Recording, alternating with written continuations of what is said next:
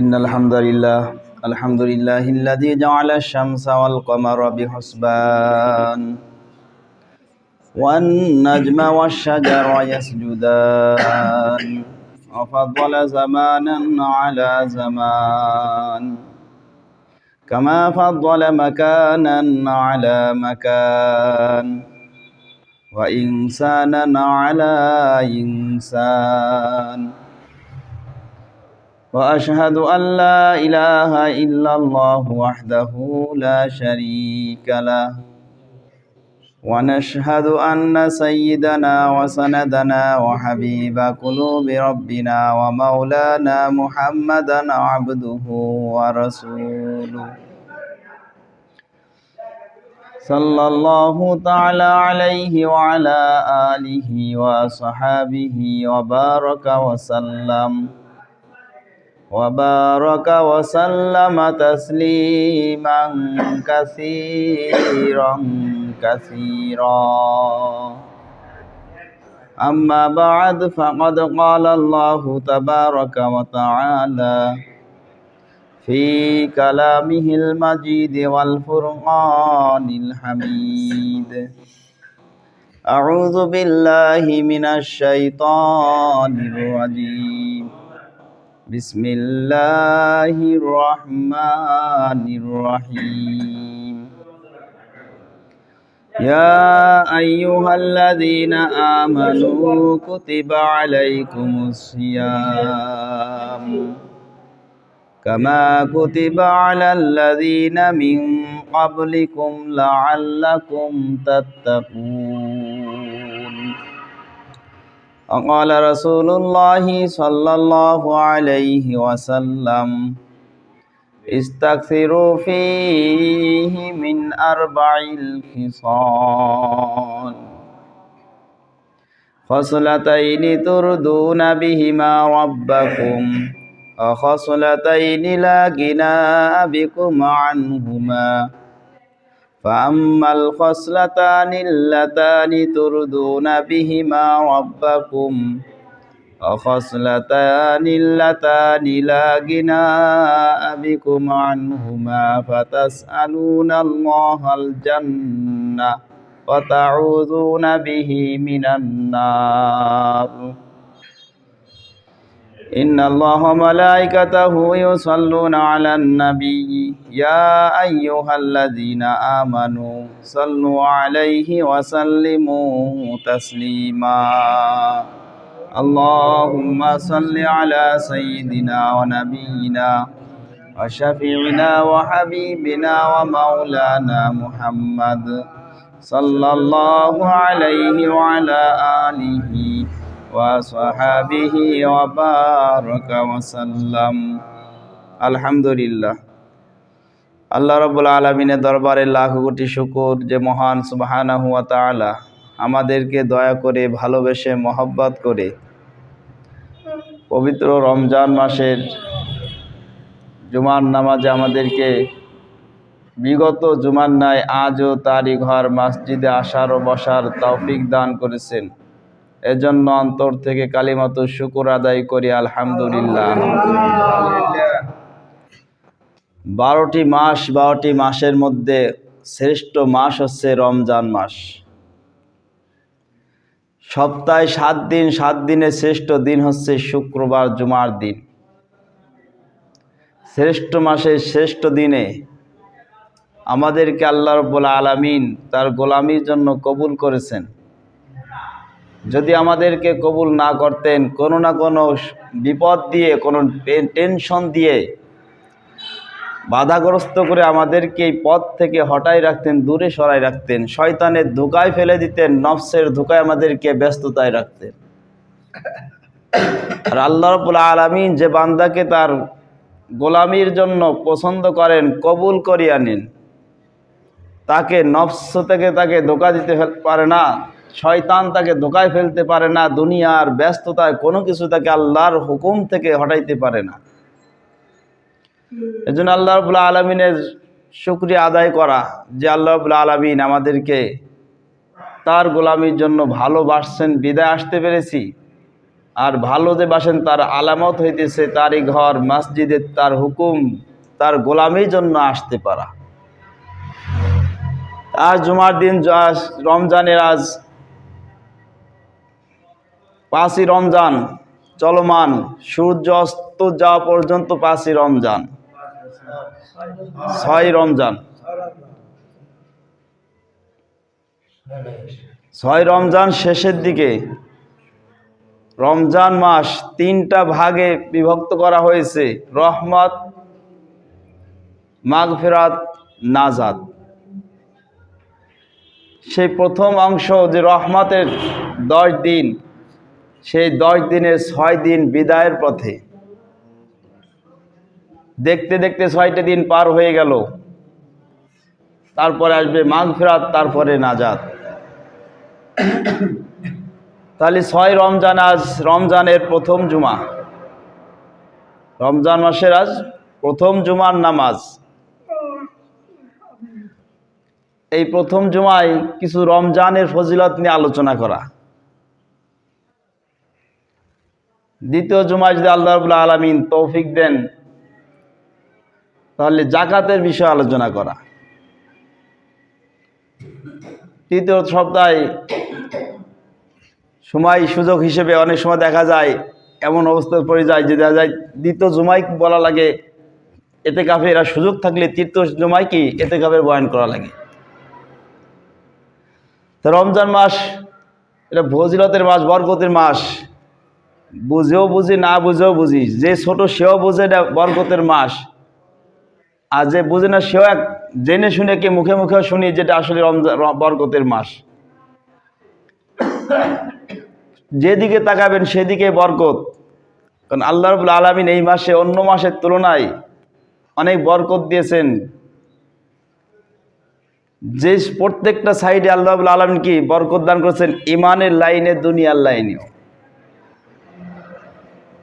ইমানের লাইন তো আছেই, একটা নফল ইবাদত করব ফরজের সমতুল্য। ফরজের গুরুত্ব কত? এক ওয়াক্ত নামাজ যদি কেউ ছেড়ে দেয়, মানে অসময় পরে, আজকের নামাজ কালকে যদি আদায় করে, যেটাকে কাজা বলি, এই কাজা একটা ওয়াক্ত নামাজ যদি কাজা পরবর্তীতে আদায়ও করা হয়, সময় মতো ওক্ত মতো না পড়ার কারণে যে ঘাটতি হইল আমলের বেলায়, ফজিলতের বেলায়, নেকি অর্জনের বেলায় যে ঘাটতি হইল, এই ঘাটতি যদি পূরণ করতে হয়, সারা জীবন যদি আমি নামাজ পড়ি, তা ওই ফরজের সমান ওই ফজিলত অর্জন হবে না।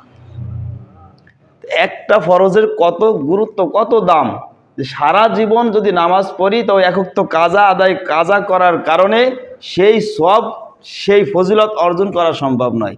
একটা ফরজে এত দাম। তা বলা হয়েছে রমজান মাসে দিয়ে একটা নফল ইবাদত করে, একটা নফল ইবাদত একটা ফরজের সমান। তাহলে নফলটা কি ফরজের সমান, হচ্ছে কত গুরুত্ব। একটা ফরজ যদি কেউ রমজান মাসে ইবাদত করে, একটা ফরজ আদায় করে, তাহলে রমজানের বাহিরে 70টা ফরজ আদায় করলে যেই সওয়াব, রমজান মাসে একটা ফরজ আদায় করলে সেই সওয়াব। তাহলে এক ফরজে 70, একে 70 নফল, একটা নফল ফরজের সমান, আর একটা ফরজ 70টা ফরজের সমান রমজান মাসের জন্য। তাহলে ফরজের কত দাম। সারা জীবন যদি নামাজ পড়িও তো এক ওয়াক্ত ফরজের সমান হবে না। তাহলে কত কোটি লক্ষ লক্ষ নামাজ পড়লেও কি একটা এক ওয়াক্ত ফরজের সমান হবে না। তাহলে এত গুরুত্ব, রমজান মাসে এত বোনাস দিয়েছেন। এই বোনাস যদি আমরা পেয়েও যদি আমরা হাত ছাড়া করি, তাহলে আল্লাহ রাসূল সাল্লাল্লাহু আলাইহি ওয়াসাল্লামের বদদোয়ার মধ্যে শামিল হয়ে যেতে হবে। আল্লাহ রাসূল বদদোয়া করেছে, তার মধ্যে একটা বদদোয়া একটা হইতেছে এটা, যে রমজান মাস পাইলো কিন্তু রমজান মাস পেয়েও নিজের গুনাহ মাফ করাইতে পারলো না, ওই ব্যক্তি ধ্বংস হোক। আল্লাহ রাসূল সাল্লাল্লাহু আলাইহি ওয়াসাল্লাম জিবরাইল আলাইহিস সালামের কথার উপরে আমিন বলেছেন। তাহলে রমজান পেয়েও যারা আমরা গুনাহ মাফ করাইতে পারবো না, তাহলে জিবরাইল আলাইহিস সালাম বদদোয়া করেছেন, বদদোয়ার উপরে আল্লাহ রাসূল আমিন বলছেন। তাহলে এই কবুলিয়াতের দোয়া কবুলের মধ্যে কোনো সন্দেহ আছে? সন্দেহ নাই। যদি আল্লাহ রাসূল আমিন বলছেন যে ধ্বংস হওয়ার ব্যাপারে, তাহলে এর মধ্যে কোনো সন্দেহ নাই, নিশ্চয়ই আল্লাহ ওটা কবুল করছেন। আর যদি কবুল করছেন, তাহলে আমি আপনি যদি গুনাহ মাফ না করাইতে পারি, তাহলে ধ্বংসের মধ্যে আমি আপনি রয়েছি। তাহলে গুনাহ মাফ যদি করাইতে হয়, রমজান মাসের আমাকে রমজানের যে শিক্ষা, রমজানের যে উদ্দেশ্য, এই উদ্দেশ্য হাসিল যদি করতে পারি, তাহলে আমার গুনাহ মাফ হবে। বদদোয়া থেকে যে আমিন বলছে, বদদোয়ার থেকে কি আমি আপনি বাঁচতে পারবো? কোনো কিছু উদ্দেশ্য ছাড়া কি কোনো কিছু মানুষ উদ্দেশ্যহীনভাবে কিছু করে না, উদ্দেশ্য নিয়ে প্রতিটা পদক্ষেপ মানুষের চলে। তা আল্লাহ রাব্বুল আলামিন আমাদেরকে রোজা দান দিয়েছেন, এটার উদ্দেশ্য কি আল্লাহ রাব্বুল আলামিন নিজেই বলেছেন, ইয়া আইয়ুহাল্লাযীনা আমানু, হে ঈমানদারেরা, কুতিবা আলাইকুমুস সিয়াম, তোমাদের উপর রোজা ফরজ করা হয়েছে, রোজার বিধান দেওয়া হয়েছে, কামা কুতিবা আলাল্লাযীনা মিন ক্বাবলিকুম, যেমন তোমার পূর্ববর্তীদেরকে রোজার বিধান দেওয়া হয়েছিল। কিসের জন্য রোজার বিধান দেওয়া হয়েছে? আল্লাহ রাব্বুল আলামিন বলেন লাআল্লাকুম তাত্তাকুন, যাতে তোমরা তাকওয়া পরহেজগারী অধিকারী হতে পারো। লাআল্লাকুম তাত্তাকুন, তাকওয়া বা পরহেজগারীর অর্থটা কি? বিরত হওয়া, সংযমী হওয়া। বিরত হওয়া, সংযমী হওয়া, পাপের ক্ষেত্রে বিরত হওয়া, গুনার ক্ষেত্রে বিরত হওয়া, পাপের ক্ষেত্রে সংযমী হওয়া। যদি আমি এই রমজান মাস পাইলাম, গুনার ক্ষেত্রে বিরত হইলাম না, পূর্বের ন্যায় গুনাহ চলমান রইল, পাপ পূর্বে যেমন করতাম, রমজানও সেভাবে পাপের কাজ হরদমে করে চলমান রইল, তা গুনার ক্ষেত্রেও হইলাম না, বিরত হইলাম না, পাপের ক্ষেত্রেও সংযমী হইলাম না, তাহলে আমার রোজার উদ্দেশ্য আমার হাসিল হইল না। রোজার উদ্দেশ্য যেটা আল্লাহ রাব্বুল আলামিন বলেন লাআল্লাকুম তাত্তাকুন, তাকওয়া পরহেজগারীর জন্য, হওয়ার জন্যই আল্লাহ রাব্বুল আলামিন আমাদেরকে রোজা দান করেছেন। তাহলে গুনাহ থেকে যদি বিরত থাকতে হয়, পাপের ক্ষেত্রে সংযমী হতে হয়, তাই বুঝতে হবে গুনাহ এবং পাপ কিসের জন্য হয়, কিভাবে মানুষ গুনাহ কেন করে। কারণ প্রতিকার না জানলে তার কেমনে কি করবে, পদক্ষেপ নেবে কিভাবে। যে কোনো শত্রু যে কোনোভাবে আঘাত করবে, শত্রু কোন পাশে আঘাত করতে পারে এটা যদি জানা না থাকে, তাহলে শত্রু তাকে আঘাত সহজেই করতে পারে। ঘরের শত্রু হোক, বাহিরের শত্রু হোক, রাষ্ট্রীয় শত্রু হোক, শত্রু আমাকে কোন পাশ দিয়ে ঘায়েল করবে এটা যদি সে জানতে না পারে, বোঝার মতো সেই হিসাবটা না রাখতে পারে, তাহলে যে কোনো মুহূর্তে সে তাকে শত্রু তাকে ঘায়েল করবে। তাহলে মানুষ গুনাহ কেন করে এটাও বুঝতে হবে, গুনাহ কেন করে। মূলত গুনাহ করে দুইটা কারণে। এই দুইটা কারণ যদি না থাকতো, তাহলে সবাই দরবেশ হয়ে যেত। দুইটার মধ্যে দুইটা কারণ হচ্ছে পেট এবং যৌনাঙ্গ, এই যৌবন, এই দুইটা কারণে মানুষ গুনাহ করে। তো দুইটার মধ্যে বেশি হচ্ছে পেটের কারণে করে, দুইটার মধ্যে আরো বড় হচ্ছে পেটেরটা। কারণ যৌবন সব সময় থাকে না, শিশুবেলা থাকে না, কিশোরে থাকে না, বৃদ্ধকালে থাকে না, থাকে শুধু যৌবন কালটায়, যৌবনের তাড়না থাকে। কিন্তু পেটের চিন্তা জন্মের পর থেকে মৃত্যু পর্যন্তই থাকে। মানুষ গুনাহ করে পেট এবং যৌবনের কারণে। এই দুইটা যখন সংযমী হয়ে যাবে, এই দুইটার সংযমী হয়ও রোজার দ্বারা। পেটেরও নিয়ন্ত্রণ রোজার দ্বারা এসে যায়, যৌবনের নিয়ন্ত্রণ রোজার দ্বারা এসে যায়। যখন একটা মানুষ যখন যৌবনে পদার্পণ করে, পুরুষ হোক আর নারী হোক, যখন উপযুক্ত বয়স হয়ে যায়, তখন তো তার বিবাহের জন্য তার প্রয়োজন দেখা যায়, আর বাপ মার দায়িত্ব এসে যায়। উপযুক্ত যখন বিয়ের উপযুক্ত হয়ে যায়, আর উপযুক্ত পাত্র যখন পাত্রপাত্রী পেয়ে যায়, তখন বিবাহ দেওয়াটা পিতামাতার দায়িত্ব এসে যায়। এখন এই মুহূর্তে যখন কোনো যুবক যখন বিবাহের বয়সে উপনীত হয়েছে, কিন্তু আসলে বিবাহের পরও যে আরো আনুষঙ্গিক যে খরচ, দুনিয়াবি যে আর্থিক প্রয়োজন, এই আর্থিকটা যদি তার সেভাবে না থাকে, আল্লাহ তাকে যদি এভাবে দিয়ে না থাকে, তার তো বিবাহের প্রয়োজন দেখা দিচ্ছে বয়সের কারণে। এখন কি করবে? বিবাহ করলে তো দায়িত্ব এসে যায়, তার খোরাকি, তার বাসস্থানের সব ব্যবস্থা তো তার পুরুষের উপর এসে যায়। এখন এই সামর্থ্য যার নাই, সে কি করবে? তার ক্ষেত্রে আল্লাহ রাসূল সাল্লাল্লাহু আলাইহি সাল্লাম বলছেন, রোজা রাখো, এগুলা কি হয়ে যাবে? সব সংযমী হয়ে যাবে, সব কন্ট্রোলে এসে যাবে। কারণ রোজার উদ্দেশ্য, একমাত্র উদ্দেশ্য কি? তাকওয়া পরহেজগার। আর তাকওয়া পরহেজগার হতে হলে গুনাহ থেকে বিরত থাকতে হবে, পাপের ক্ষেত্রে সংযমী হতে হবে। পেট যদি না থাকতো তাহলে মানুষ এই বাড়ি ঘর প্রয়োজন হতো না, বাগানে বাসস্থান করতেন, যেখানে রাত সেখানে কাজ হয়ে থাকতো, ঘুমের কোনো চিন্তা থাকতো না, আরামের চিন্তা থাকতো না। পেট আছে বিদায় এত বিলাসিতা, বাড়ি গাড়ির মালিক, বাড়ি গাড়ির প্রয়োজন দেখা দেয়। যদি পেট না থাকতো তাহলে কি টাকারও প্রয়োজন ছিল না, বাড়ি ঘরের প্রয়োজন ছিল না। সময় হবে আল্লাহর হুকুম পালন করব, সর্বাবস্থায় মুখে তো আল্লাহ জিকির জপতে থাকবে। বন জঙ্গলে যখন অনেক আল্লাহওয়ালারা ঘর ছেড়ে, শহর ছেড়ে, মানুষের থেকে দূর যে বন জঙ্গলের মধ্যে অনেক আল্লাহওয়ালারা জীবন কাটিয়ে দিয়েছেন, যে আল্লাহর ইবাদত ছাড়া একটি মুহূর্ত যেন আমার দুনিয়াতে ব্যয় না হয়। কারণ তাদের কাছে দুনিয়া কোনো মূল্য ছিল না। তারা দুনিয়া চিন্তা করছে তো ক্ষণস্থায়ী, এটা নিয়ে আমি করবোটা কি? যদি আমি ঈমান নিয়ে আল্লাহর খাঁটি গোলাম হয়ে যদি আমি মৃত্যুবরণ না করতে পারি, তাহলে আমার এই দুনিয়ার সম্পদ, দুনিয়ার বাড়ি গাড়ি, এত কিছু দিয়ে আমি আমার কোনোই কাজে আসবে না যদি আমি ঈমান নিয়ে কবরে না যেতে পারি।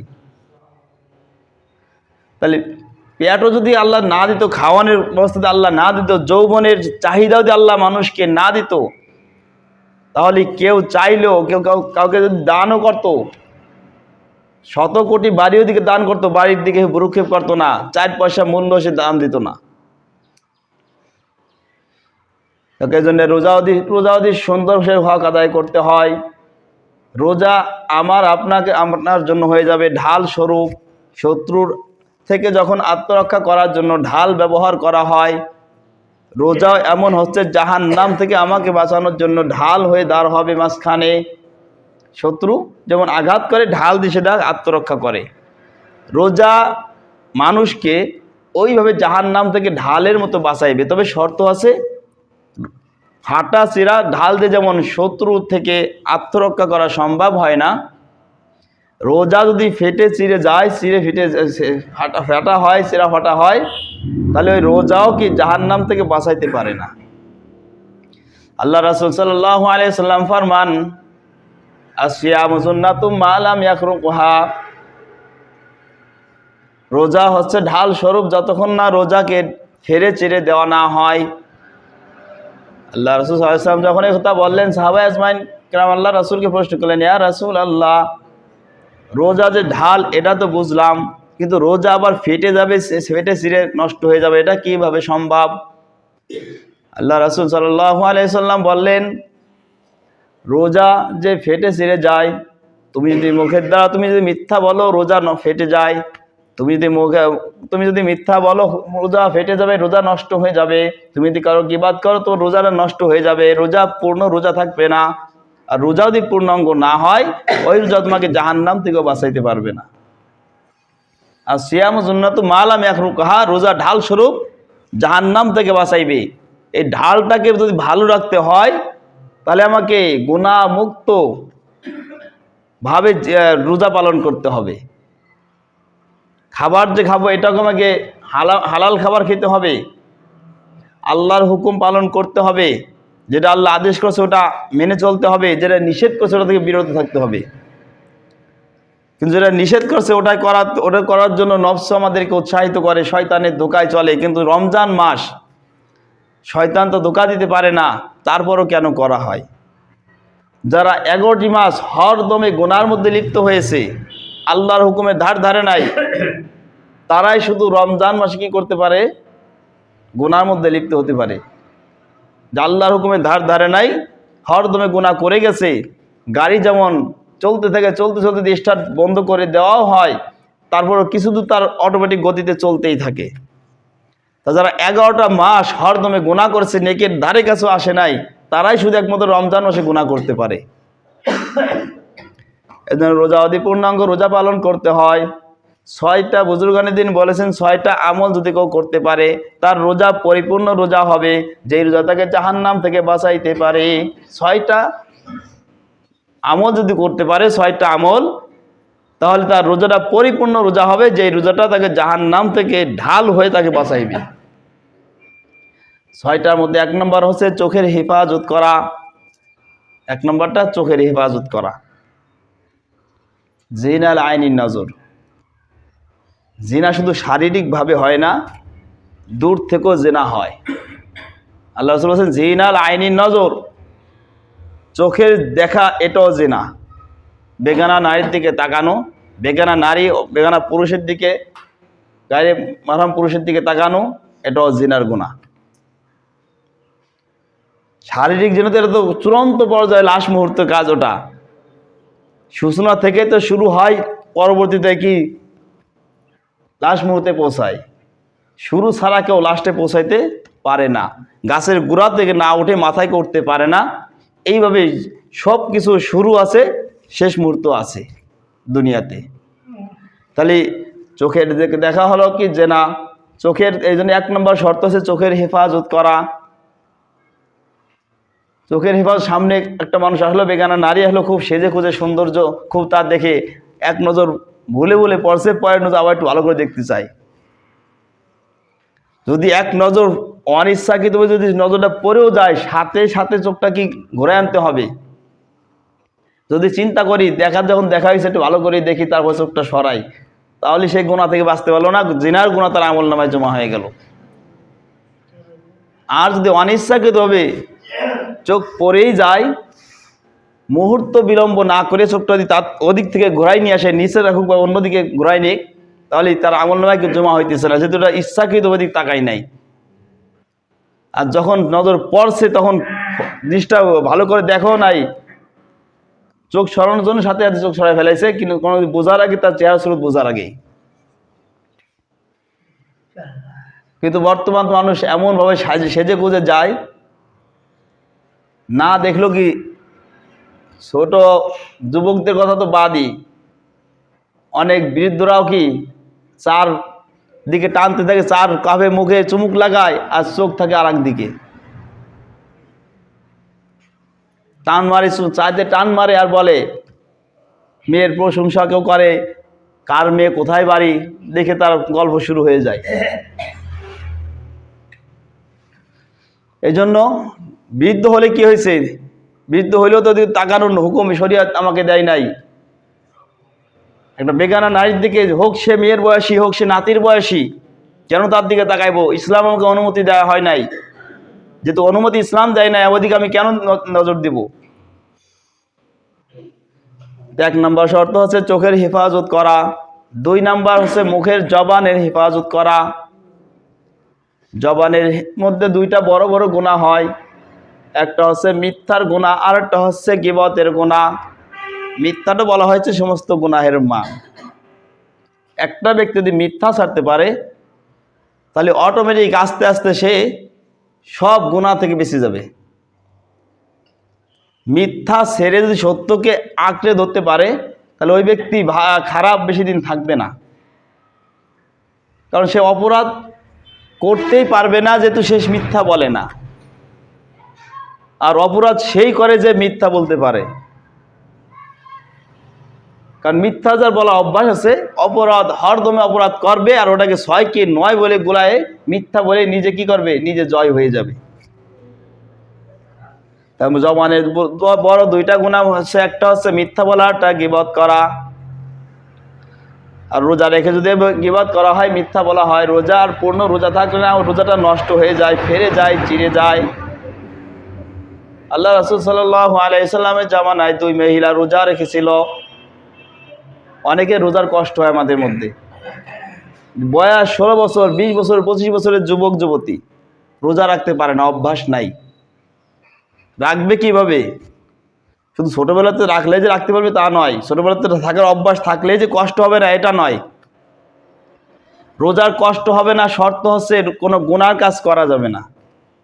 মিথ্যা বলা গুনাহ, নামাজ না পড়া গুনাহ। যদি আমি গুনাহই করলাম, তাই তোমার রোজা কষ্ট হওয়াটাই স্বাভাবিক, হবেই হবে এটা।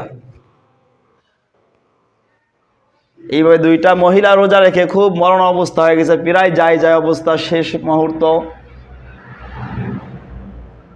আল্লাহ রাসূলের সাহাবী ঘটনা জানতে পেরে আল্লাহ রাসূলের কাছে জানানো হলো, ইয়া রাসূল আল্লাহ, দুইজন মহিলা রোজা রেখেছে, তাদের অবস্থা এবং খুব করুণ অবস্থা, ব্যাপারটা জানার জন্য যে কি করা যায়। আল্লাহ রাসূল সাল্লাল্লাহু আলাইহি সাল্লাম ঘটনা শোনার পর তাদেরকে পেয়ালা দিয়ে বলল, তাদের যে অবস্থা, তাদেরকে পেয়ালার মধ্যে বমি করতে বলো, সেই বমিটা আমার কাছে নিয়ে আসো। যখন ওই মহিলার কাছে পেয়ালা দেওয়া হলো, মহিলা দুটি বমি করলো।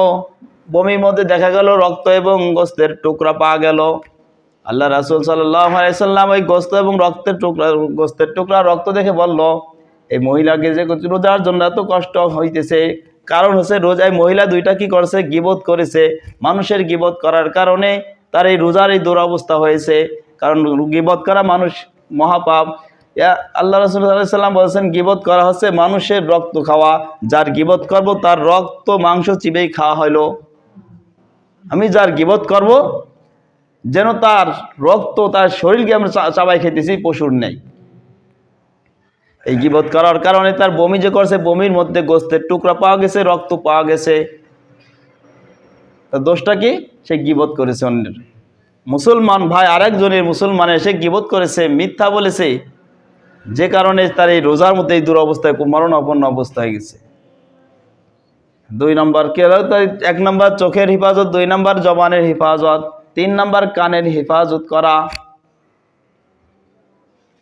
3 নম্বর কানের হেফাজত করা।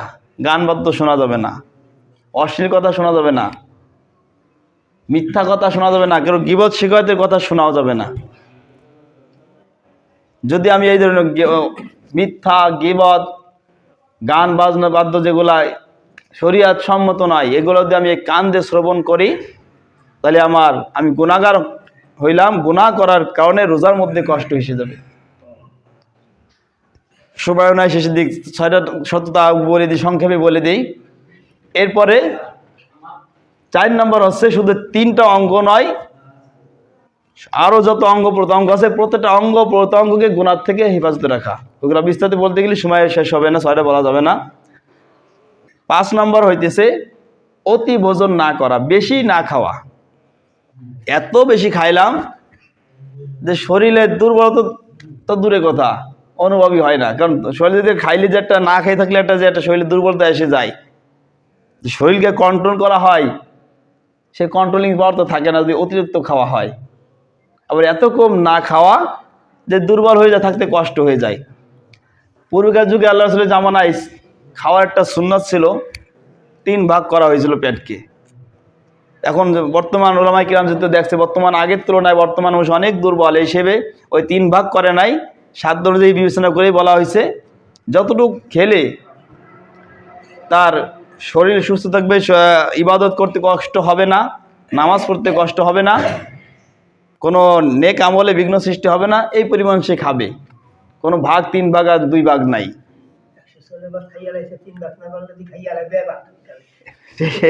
সেই নিয়ম আর এখন ওইভাবে নাই, নিয়ম ওরে খাবে, অতিরিক্ত না খাওয়া। 6 নম্বর হচ্ছে, আমি যে রোজা রেখেছি, এই রোজাটা আল্লাহর দরবারে কবুল হচ্ছে কি হচ্ছে না, এই ভয় থাকা, এবং সাথে সাথে আল্লাহর রহমতের আশা করা। কারণ আল্লাহর রহমত থেকে কি নিরাশ হওয়া যাবে না।